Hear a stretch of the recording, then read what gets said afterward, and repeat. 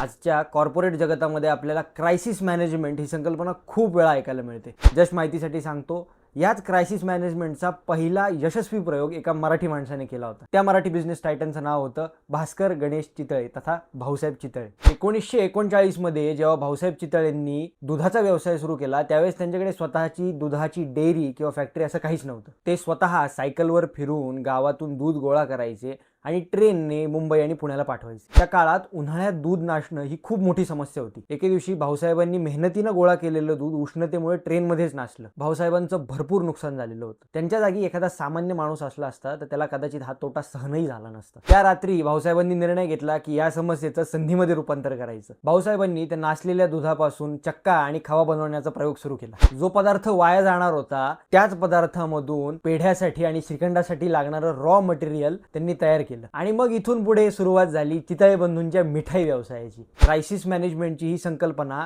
Modern मॅनेजमेंटला 1960च्या दशकामध्ये सुचली आणि भाऊसाहेब चितळेंनी एका मराठी माणसाने ही संकल्पना मॉडर्न मॅनेजमेंटच्या 2 दशका आधी जगाला देऊन ठेवली होती. ही रील जर आवडली असेल तर नक्की लाईक करा, कमेंट करा आणि जस्ट माहितीसाठी तुमच्या मित्रांसोबत नक्की शेअर करा.